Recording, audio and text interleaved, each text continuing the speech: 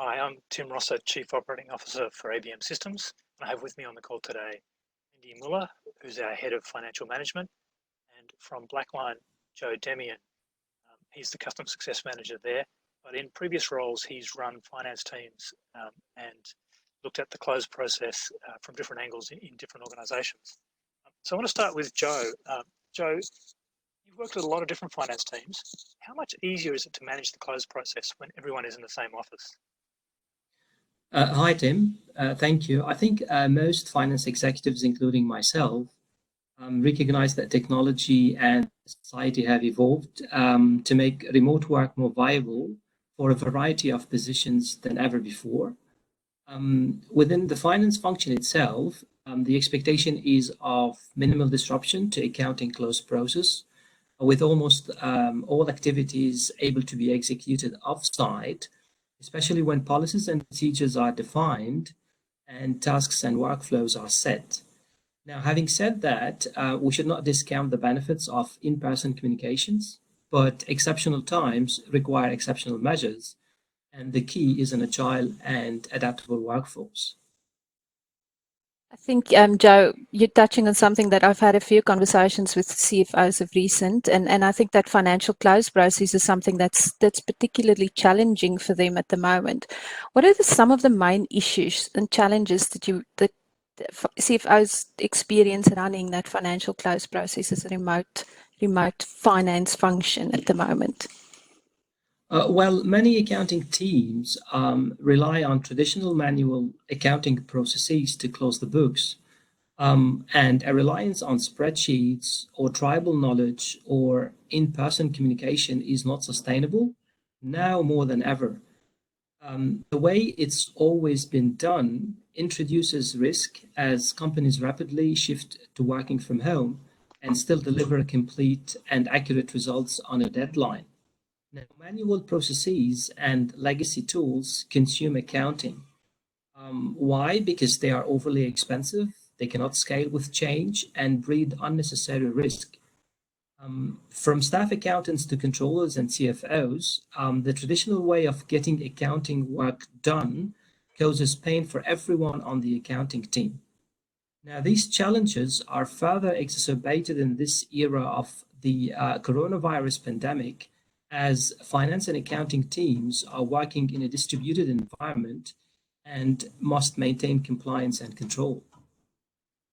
Yes, and I think that speaking about those challenges and from your experience, just being in that function and now also being exposed to the application or the solution side of this, what is some of the advice that you would give finance executives at this point? Well, with CFOs already under pressure to tightly manage costs, they should clearly sense an opportunity to realize the cost benefits of a remote workforce. Now, with that said, it would be beneficial to consider moving some of their on-site employees to permanent remote positions. And remote work is one example of creative cost savings senior finance leaders should seek in order to avoid more severe cuts and minimize the downside impact to operations. A second advice that I would give would be channeling some of the savings realized from, for example, less travel and entertainment activities to cloud solutions with the benefits of reducing upfront investments, otherwise known as CapEx or capital expenditure, reducing as well the total cost of ownership of hardware or software and the people needed to run the application's investment. And here, Blackline is a great software as a service example. It's a platform that provides a foundation enabling a virtual close that is unified, collaborative, and achievable. A third advice would be the additional steps to support employees working remotely by adjusting to more flexible work schedules and providing company-issued work from home equipment. And finally, management by objectives, trust, and team collaborations are a big win in terms of uncertainty. Finance executives should lead by example on team spirit, ethical practices, and ensuring proper workflows are in place. Thank you, Joe. I think that it's quite insightful, and just dealing with Blackline and some of our clients, I think that this is the way to go. This is advice that financial executives will be able to take to heart and apply in their day-to-day operations. Absolutely. We have one more question. So, look, what I've seen out there is a lot of people at the moment are being forced to work remotely. Things are starting to pick up and restrictions are starting to get loosened a bit, and people now are starting to consider whether they want to bring teams back together or whether there's an opportunity to save office space, provide people more flexibility, and leave some people or even whole teams working remotely, working from home. So I just want to throw out there, what are the key benefits of shifting to the cloud or shifting to remote?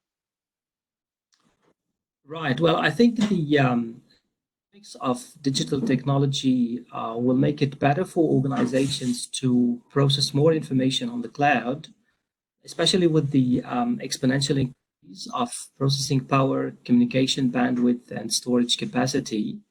And I think there are three benefits for companies using cloud services. One is performance, allowing organizations to build more reliable disaster recovery mechanisms, and while at the same time accessing to peak capacity.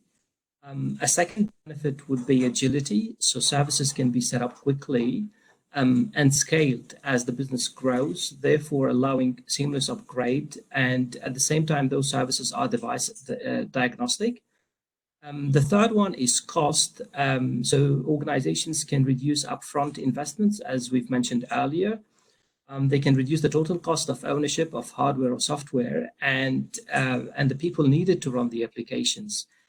But we should always keep in mind that the factors a company needs to consider when using cloud services. One is the total cost of ownership, including maintenance, upgrades, and even remigration. And then the other one, obviously, is hyperscalability. I think that's definitely helpful advice for people who are being forced to into a remote workforce situation now, but want to consider whether they maintain some of those benefits going forwards. Lindy, do you want to add anything to that? No, I just want to thank Joe for his time. I think it's been quite insightful. I think it's relevant to what our client base is experiencing at the moment, and we appreciate the time that he's put into supporting us in this conversation. Thanks, guys.